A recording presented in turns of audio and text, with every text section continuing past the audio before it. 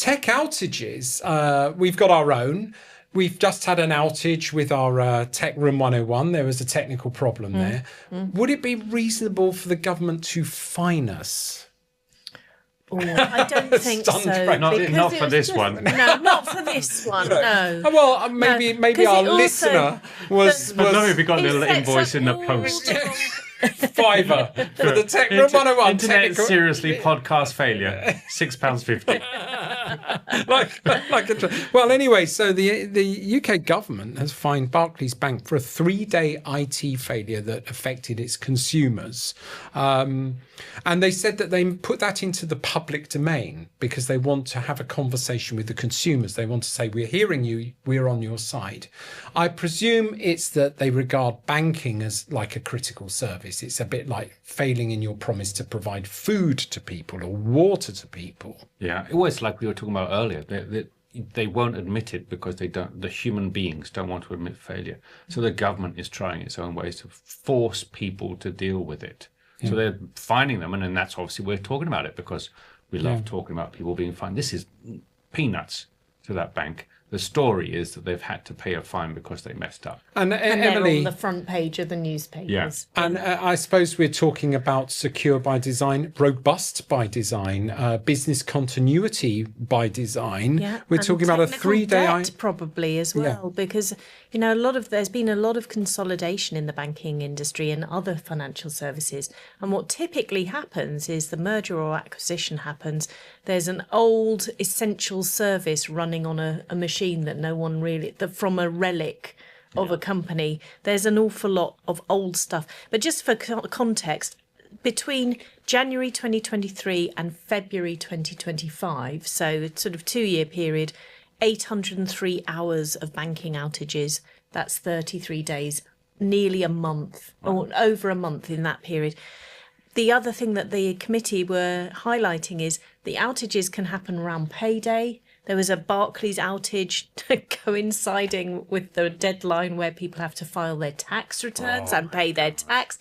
Can you imagine the stress? So real hardship from people who are expecting their pay to come in and all of their direct debits to go out. But those people aren't going to get any of this money, are they? The people who were suffered from the outages, they're not going to get 7.5 million pounds, are they? They're not going to get anything at all. Well, it's like in the US. If you maybe live in better IT. If you live in the US for long enough, they always have these class action lawsuits, and it's always when some companies rip someone off, then a whole bunch of people have got annoyed and they've hired a lawyer. And the lawyer takes most of the money once they've reached the agreement. And then they ask you to apply as a consumer. You get an email, so you apply.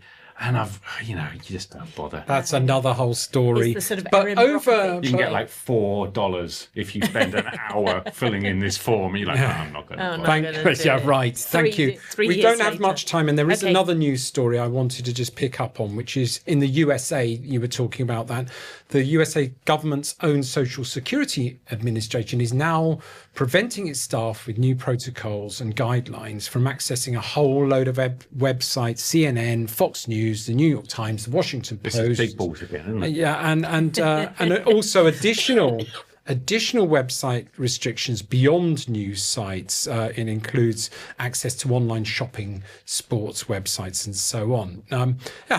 There's something about preventing staff, if you're a public service, from basically spending the whole day, on taxpayers' money shopping. I can kind of understand that, but they say that one of the purposes of the restrictions was to aim to reduce risks and better protect sensitive information. It just doesn't add up. So I'm an employee at the Social Security Administration, and I look at a Washington Post website to see what's happening. And my looking at that website and reading it may expose the administration to security risks and leaking. Well, it is a security risk if you imagine that the president doesn't like what you might be reading. That's a security risk.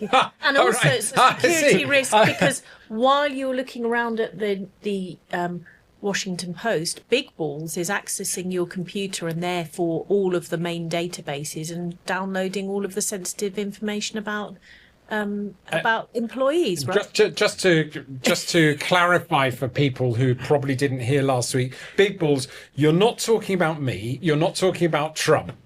No. Who are we talking about? The How old is he? 19-year-old senior security professional some Musk Muskite. person. Okay, and yes, of course, and I recall he was nicknamed in the press as Big Balls for some reason I just can't figure out at all.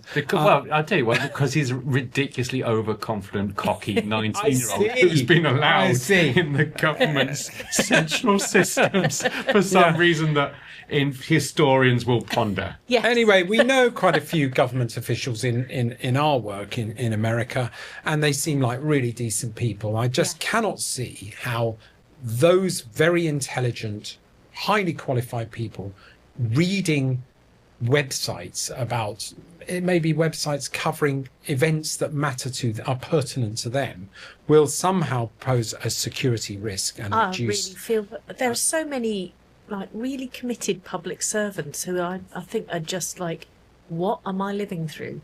This is just a nightmare. Well, I hate to say it, but I mean, if you wanted to be an authoritarian, one of the first things you do is limit people's access to, information that says things that points out that they're making bad decisions. I see. And we're seeing this sort of harnessing of social media channels, all standing behind President Trump during his inauguration. And so it's almost like controlling the information. As they move closer to Russia, they're moving closer to these sort of Russian type tactics. We've always been at war with Fale. You know that, right? Thank you very much. A fascinating discussion and very geeky this week. So next week we need more farce next week. We need more memes and things. Though I did like the microwave, even though I was very scared about where that was going. This week we've been talking about secure by design. Emily's been doing some research onto that. Our team at Oxford have been making a switch to the React UI library, which is fascinating for me. And finally, we've been talking about some things in the news. Barclays being fined 7.5 million for IT failures, and strange thought police type things happening in the USA administration. Thanks very much. Before we go, please like, share online, hit the follow button and the subscribe button.